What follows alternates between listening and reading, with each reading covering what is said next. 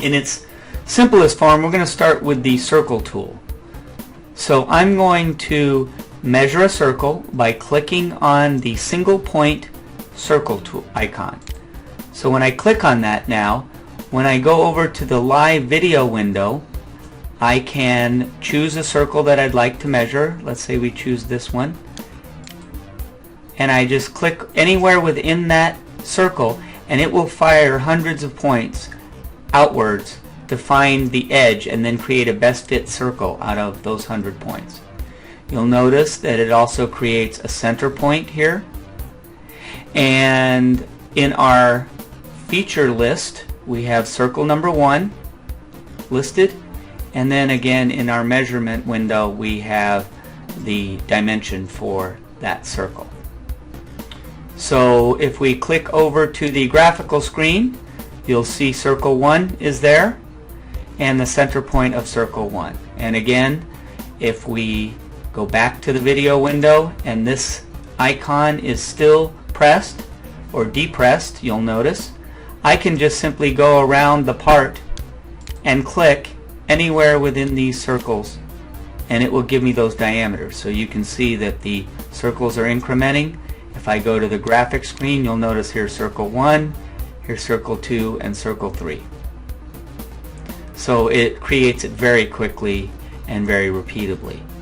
Now, of course, as we saw before, if I wanted to know the distance between those circles, I can go to our geometric measurement window, which again we'll talk about later, but I can click on center to center of distance of circle, which is this icon, and I can right click on circle 3, right click on circle 2, and it will ask me, do you want the center to center distance, the farthest distance, or the nearest of those two circles.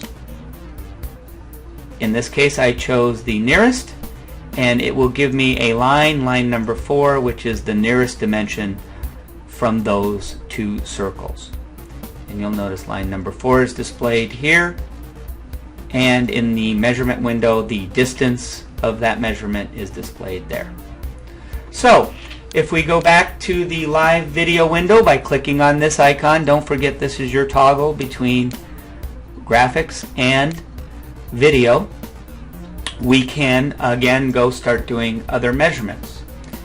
Now I'm going to run down the list of the 4 choices for circles, and then you'll see how they relate to the line or radius tools as well. I'm going to, if I want to delete the features or the measurements I've taken in my feature list, I can click on any one of the dimensions and I can hold the right mouse down, right click, and I can either delete a single measurement or delete all. So in this case I want to delete all, and when I do that it asks me if I want to save that, and I say no, and now I have a clean slate to start doing measurements. Now the second choice down is interesting in the circle automatic circle tool. This is the rubber banding rectangular circle tool. So instead of the single point, I go to the rectangular circle tool and I depress that. Now in a case like this where I have multiple circles of this part all over the place, I can crop out a number of circles and it will automatically measure each one very quickly and very easily. So let's just say I crop out these circles here. You can see that I'm just holding the left mouse down and bringing the rubber banding box to the area that I want, and when done, let it go. And you will notice in our feature list that it took 20 circles automatically, very quickly, very easily. And if I go to my graphical screen, you'll notice there is the graphical representation of all 20 circles that were measured. And that's a pretty impressive way to do it. And again, we can highlight each one as I place the mouse over a certain circle, like circle 15 here. You'll notice that circle 15 is highlighted in the feature list, and that's just an easy way to see what the dimension is for circle 15. So that's the rubber banding or cropping out tool for a circle. Now let's go back to our live video window, and we can again delete all of these circles, which I will do. Delete all. Do I want to save? No. And now we're going to show you the single box tool of measuring.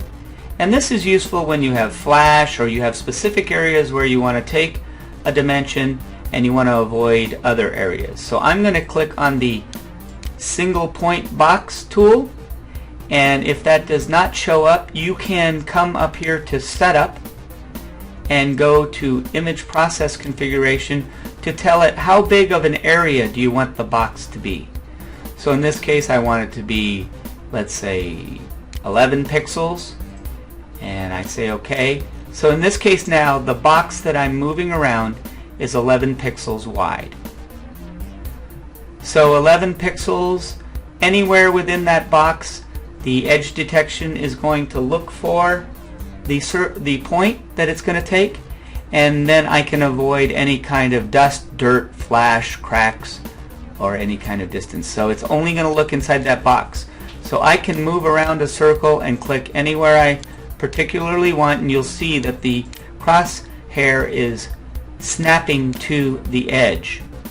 And once I'm done taking all the points that I want to take, I will right click and it will do a best fit circle based on those points that were taken. Okay? So that's a very useful tool for those kind of parts measurements that you're doing. Now the last one, so we've got the single point, the rubber banding, the single box, if you will, tool, and then we have the range tool. And the range tool allows me to set up an area that I only want the edge detection to look at. So when I depress the automatic edge for the circle, I come over here and I left click to take a point. It gives me a first point there. I left click to take a point here, and then I left click on the last point, and you'll see that it's starting to create this box here. So once I'm done clicking 3 points, it gives me a dotted line circle, which as I move the mouse around you can see this turning into an arrow, and this allows me to increase the outer range and increase the inner range of where it takes the point. So you'll notice that this arrow is pointing outward, and it's going to only fire edge detection tools between this inner circle and the outer circle and find points there to create a best fit circle.